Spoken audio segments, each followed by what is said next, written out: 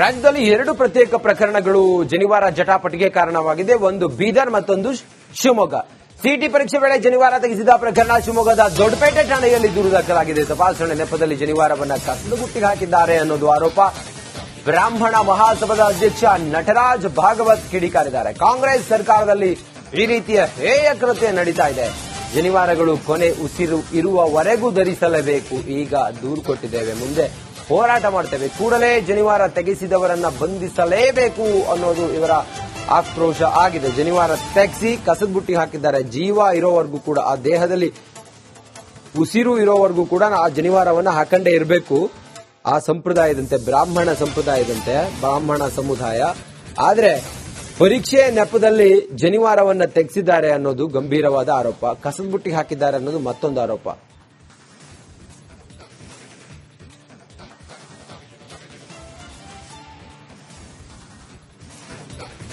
ರಾಜ್ಯದಲ್ಲಿ ಎರಡು ಪ್ರತ್ಯೇಕ ಪ್ರಕರಣಗಳು ಜನಿವಾರ ಜಟಾಪಟಿಗೆ ಕಾರಣವಾಗಿದೆ. ಒಂದು ಬೀದರ್, ಮತ್ತೊಂದು ಶಿವಮೊಗ್ಗ. ಸಿಟಿ ಪರೀಕ್ಷೆ ವೇಳೆ ಜನಿವಾರ ತೆಗೆಸಿದ ಪ್ರಕರಣ ಶಿವಮೊಗ್ಗದ ದೊಡ್ಡಪೇಟೆ ಠಾಣೆಯಲ್ಲಿ ದೂರು ದಾಖಲಾಗಿದೆ. ತಪಾಸಣೆ ನೆಪದಲ್ಲಿ ಜನಿವಾರವನ್ನ ಕಸದ ಬುಟ್ಟಿಗೆ ಹಾಕಿದ್ದಾರೆ ಅನ್ನೋದು ಆರೋಪ. ಬ್ರಾಹ್ಮಣ ಮಹಾಸಭಾದ ಅಧ್ಯಕ್ಷ ನಟರಾಜ್ ಭಾಗವತ್ ಕಿಡಿಕಾರಿದ್ದಾರೆ. ಕಾಂಗ್ರೆಸ್ ಸರ್ಕಾರದಲ್ಲಿ ಈ ರೀತಿಯ ಹೇಯ ಕೃತ್ಯ ನಡೀತಾ ಇದೆ.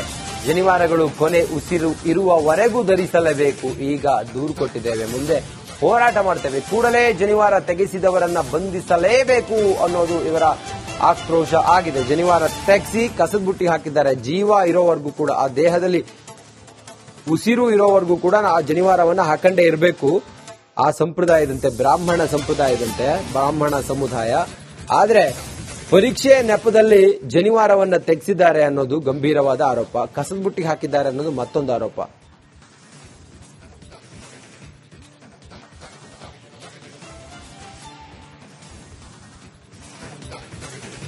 ರಾಜ್ಯದಲ್ಲಿ ಎರಡು ಪ್ರತ್ಯೇಕ ಪ್ರಕರಣಗಳು ಜನಿವಾರ ಜಟಾಪಟಿಗೆ ಕಾರಣವಾಗಿದೆ. ಒಂದು ಬೀದರ್, ಮತ್ತೊಂದು ಶಿವಮೊಗ್ಗ.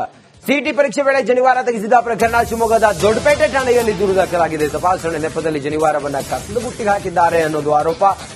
ಬ್ರಾಹ್ಮಣ ಮಹಾಸಭಾದ ಅಧ್ಯಕ್ಷ ನಟರಾಜ್ ಭಾಗವತ್ ಕಿಡಿಕಾರಿದ್ದಾರೆ. ಕಾಂಗ್ರೆಸ್ ಸರ್ಕಾರದಲ್ಲಿ ಈ ರೀತಿಯ ಹೇಯ ಕೃತ್ಯ ನಡೀತಾ ಇದೆ. ಜನಿವಾರಗಳು ಕೊನೆ ಉಸಿರು ಇರುವವರೆಗೂ ಧರಿಸಲೇಬೇಕು. ಈಗ ದೂರು ಕೊಟ್ಟಿದ್ದೇವೆ, ಮುಂದೆ ಹೋರಾಟ ಮಾಡ್ತೇವೆ, ಕೂಡಲೇ ಜನಿವಾರ ತೆಗೆಸಿದವರನ್ನ ಬಂಧಿಸಲೇಬೇಕು ಅನ್ನೋದು ಇವರ ಆಕ್ರೋಶ ಆಗಿದೆ. ಜನಿವಾರ ತೆಗೆಸಿ ಕಸದ ಬುಟ್ಟಿ ಹಾಕಿದ್ದಾರೆ. ಜೀವ ಇರೋವರೆಗೂ ಕೂಡ, ಆ ದೇಹದಲ್ಲಿ ಉಸಿರು ಇರೋವರೆಗೂ ಕೂಡ ಆ ಜನಿವಾರವನ್ನ ಹಾಕಂಡೇ ಇರಬೇಕು. ಆ ಸಂಪ್ರದಾಯದಂತೆ, ಬ್ರಾಹ್ಮಣ ಸಂಪ್ರದಾಯದಂತೆ, ಬ್ರಾಹ್ಮಣ ಸಮುದಾಯ.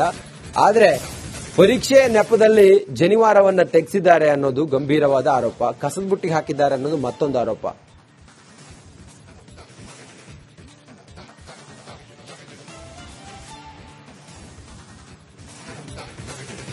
ರಾಜ್ಯದಲ್ಲಿ ಎರಡು ಪ್ರತ್ಯೇಕ ಪ್ರಕರಣಗಳು ಜನಿವಾರ ಜಟಾಪಟಿಗೆ ಕಾರಣವಾಗಿದೆ. ಒಂದು ಬೀದರ್, ಮತ್ತೊಂದು ಶಿವಮೊಗ್ಗ.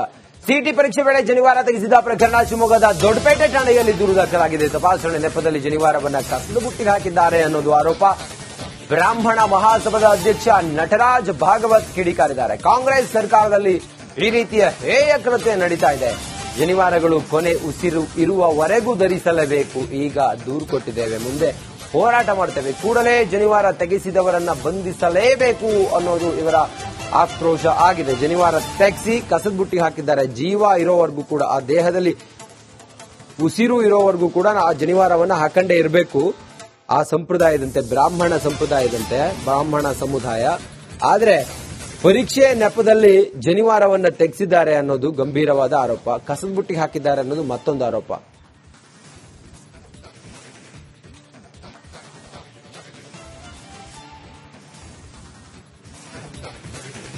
ರಾಜ್ಯದಲ್ಲಿ ಎರಡು ಪ್ರತ್ಯೇಕ ಪ್ರಕರಣಗಳು ಜನಿವಾರ ಜಟಾಪಟಿಗೆ ಕಾರಣವಾಗಿದೆ. ಒಂದು ಬೀದರ್, ಮತ್ತೊಂದು ಶಿವಮೊಗ್ಗ.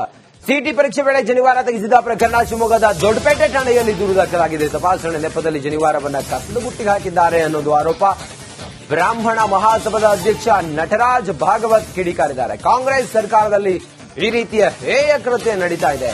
ಜನಿವಾರಗಳು ಕೊನೆ ಉಸಿರು ಇರುವವರೆಗೂ ಧರಿಸಲೇಬೇಕು. ಈಗ ದೂರು ಕೊಟ್ಟಿದ್ದೇವೆ, ಮುಂದೆ ಹೋರಾಟ ಮಾಡ್ತೇವೆ, ಕೂಡಲೇ ಜನಿವಾರ ತೆಗೆಸಿದವರನ್ನ ಬಂಧಿಸಲೇಬೇಕು ಅನ್ನೋದು ಇವರ ಆಕ್ರೋಶ ಆಗಿದೆ. ಜನಿವಾರ ತೆಗೆಸಿ ಕಸದ ಬುಟ್ಟಿ ಹಾಕಿದ್ದಾರೆ. ಜೀವ ಇರೋವರೆಗೂ ಕೂಡ, ಆ ದೇಹದಲ್ಲಿ ಉಸಿರು ಇರೋವರೆಗೂ ಕೂಡ ಆ ಜನಿವಾರವನ್ನ ಹಾಕಂಡೇ ಇರಬೇಕು. ಆ ಸಂಪ್ರದಾಯದಂತೆ ಬ್ರಾಹ್ಮಣ ಸಮುದಾಯ. ಆದ್ರೆ ಪರೀಕ್ಷೆ ನೆಪದಲ್ಲಿ ಜನಿವಾರವನ್ನ ತೆಗೆಸಿದ್ದಾರೆ ಅನ್ನೋದು ಗಂಭೀರವಾದ ಆರೋಪ. ಕಸದ ಬುಟ್ಟಿಗೆ ಹಾಕಿದ್ದಾರೆ ಅನ್ನೋದು ಮತ್ತೊಂದು ಆರೋಪ.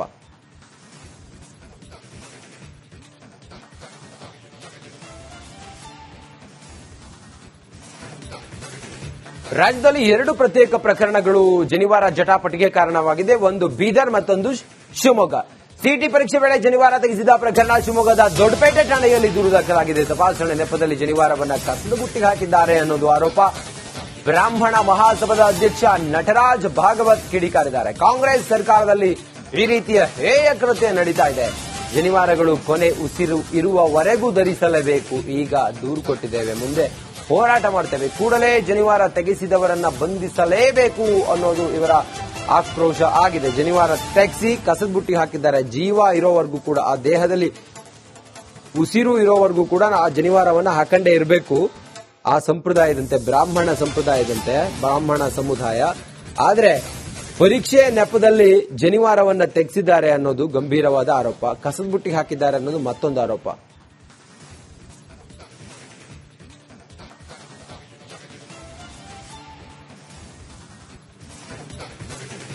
ರಾಜ್ಯದಲ್ಲಿ 2 ಪ್ರತ್ಯೇಕ ಪ್ರಕರಣಗಳು ಜನಿವಾರ ಜಟಾಪಟಿಗೆ ಕಾರಣವಾಗಿದೆ. ಒಂದು ಬೀದರ್, ಮತ್ತೊಂದು ಶಿವಮೊಗ್ಗ.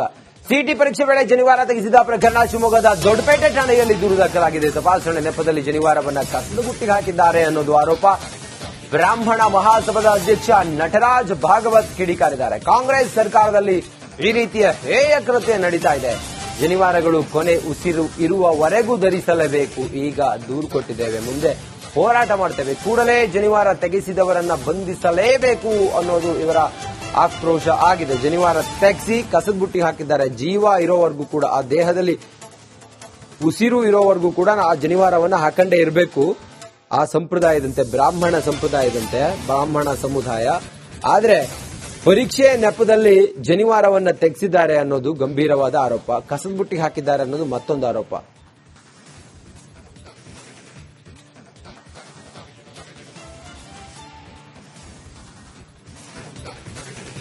ರಾಜ್ಯದಲ್ಲಿ 2 ಪ್ರತ್ಯೇಕ ಪ್ರಕರಣಗಳು ಜನಿವಾರ ಜಟಾಪಟಿಗೆ ಕಾರಣವಾಗಿದೆ. ಒಂದು ಬೀದರ್, ಮತ್ತೊಂದು ಶಿವಮೊಗ್ಗ. ಸಿಟಿ ಪರೀಕ್ಷೆ ವೇಳೆ ಜನಿವಾರ ತೆಗೆಸಿದ ಪ್ರಕರಣ ಶಿವಮೊಗ್ಗದ ದೊಡ್ಡಪೇಟೆ ಠಾಣೆಯಲ್ಲಿ ದೂರು ದಾಖಲಾಗಿದೆ. ತಪಾಸಣೆ ನೆಪದಲ್ಲಿ ಜನಿವಾರವನ್ನ ಕಸದ ಬುಟ್ಟಿಗೆ ಹಾಕಿದ್ದಾರೆ ಅನ್ನೋದು ಆರೋಪ. ಬ್ರಾಹ್ಮಣ ಮಹಾಸಭಾದ ಅಧ್ಯಕ್ಷ ನಟರಾಜ್ ಭಾಗವತ್ ಕಿಡಿಕಾರಿದ್ದಾರೆ. ಕಾಂಗ್ರೆಸ್ ಸರ್ಕಾರದಲ್ಲಿ ಈ ರೀತಿಯ ಹೇಯ ಕೃತ್ಯ ನಡೀತಾ ಇದೆ.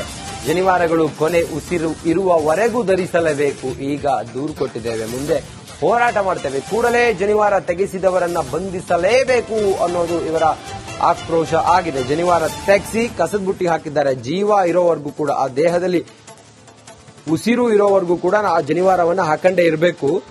ಆ ಸಂಪ್ರದಾಯದಂತೆ ಬ್ರಾಹ್ಮಣ ಸಮುದಾಯ. ಆದ್ರೆ ಪರೀಕ್ಷೆ ನೆಪದಲ್ಲಿ ಜನಿವಾರವನ್ನ ತೆಗೆಸಿದ್ದಾರೆ ಅನ್ನೋದು ಗಂಭೀರವಾದ ಆರೋಪ. ಕಸದ ಬುಟ್ಟಿಗೆ ಹಾಕಿದ್ದಾರೆ ಅನ್ನೋದು ಮತ್ತೊಂದು ಆರೋಪ.